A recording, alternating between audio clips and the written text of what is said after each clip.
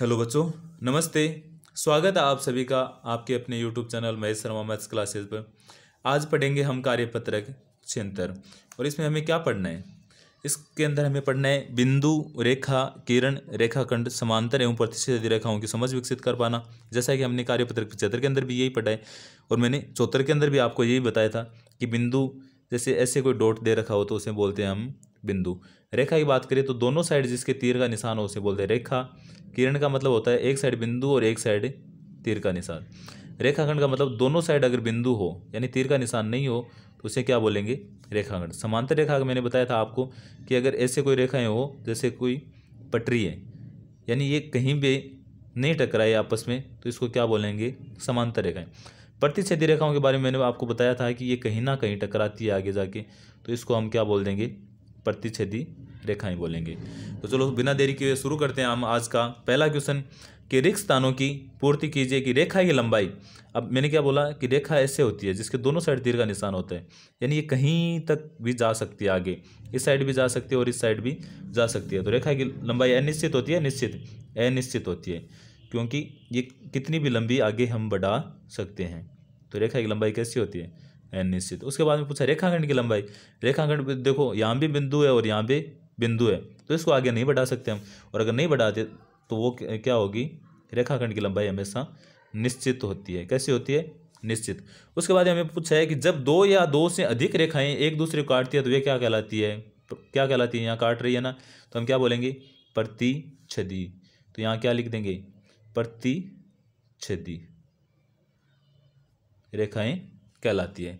उसके बाद हमें पूछा है कि समांतर रेखाओं के बीच की लंबवत दूरी सभी स्थानों पर होती है, सभी स्थानों पर। जैसे यहाँ से यहाँ तक की बात करें तो जितनी यहाँ है उतनी भी यहाँ होगी, इतनी यहाँ होगी, तो सब जगह क्या होती है, समान होती है। क्योंकि पटरियों को देख लेना आप, ट्रेन की जो पटरियाँ होती है उनमें क्या होता है, सब जगह दूरी समान होती है।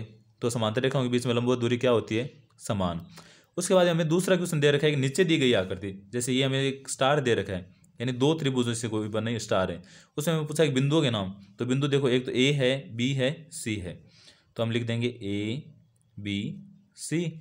उसके बाद में और कौन से है, देखो डी ई एफ, तो हम यहाँ लिख देंगे डी है, ई है और कौन सा है, और एफ। ये तो बिंदु हो गए। उसके बाद में पूछा रेखाखंडों के नाम। तो रेखाखंड देखो ए बी सी के अंदर देखें तो एक तो रेखाखंड हो गया ए बी, एक हो गया बी सी और एक हो गया सी ए। देखो ए बी बी सी और सी ए। ऐसे डी ई एफ में देखें तो इसमें हो गया एक तो डी ई, उसके बाद में ई एफ और उसके बाद में डी एफ। देखो डी ई एफ और डी एफ, ये तीन रेखाखंड हो गए। उसके बाद में हमें पूछा है कि समांतर रेखा युग्म, समांतर रेखाएं जो पटरी की तरह दिखती हो। देखो एक तो एफ ई रेखा और बी सी, तो हम यहाँ लिख देंगे ये तो बी सी समांतर है एफ ई। ये जो दो खड़ी लाइनें होती हैं ये समांतर कहलाती है, इसे हम बोलते हैं समांतर का चिन्ह बोलते हैं। जैसे बी सी समांतर है एफ ई, ठीक ऐसे ही जैसे ये है ए बी है उसके भी तो डी ई समांतर है या ई डी बोल सकते हैं हम, इस ये भी तो समांतर है ना, तो हम बोलेंगे ए बी समांतर है ई डी। ये रेखा और ये रेखा भी समांतर है, ठीक है। ऐसे आप बोलोगे सर ये ए सी और डी एफ या एफ डी भी, तो आप बोलोगे सर एक तो ए सी है वो समांतर है एफ डी के, एफ डी। तो तीन युग्म हो गए ना, एक तो ये, उसके बाद एक ये वाला और एक ये, तीन युग्म हो गए। उसके बाद हमें पूछा प्रतिच्छेदी रेखाओं के युग्म। जैसे देखो ए बी, ये ए बी है उसको प्रतिच्छेदी कौन सी कर रही है, एफ ई, एक तो एफ ई और कौन सी कर रही है, एफ डी।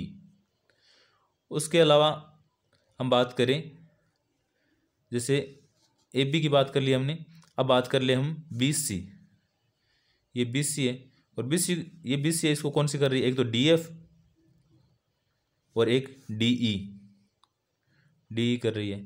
उसके बाद ए बी होगी, बी सी होगी। सी ए की बात करें हम, सी ए, तो सी ए में देखो सी ए में कौन सी होगी, सी ए को एक तो ए बी कर रही है, तो सी या सी ए है, सी ए को तो ए बी नहीं कर रही, एक तो कर रही है ई एफ, कौन सी कर रही है, ई एफ, और एक कौन सी कर रही है, डी ई, ये डी ई होगी। मैंने आपको सिर्फ और सिर्फ ए बी सी इस त्रिभुज को बताया है। आप जो एफ डी ई एफ है इनके लिख सकते हो। जैसे डी का लिखे हम डी को कौन सी कर रही है, डी ई को, तो डी डी को एक तो ये बी सी कर रही है, बी सी, और एक कौन सी कर रही है, ए सी। तो ऐसे ही आप इन दो के भी और लिखना है इसके अंदर। ये था अपना कार्यपत्रक 76। आप सबको कैसा लगा ज़रूर बताना, लाइक शेयर और सब्सक्राइब करना ना भूलना। Thank you.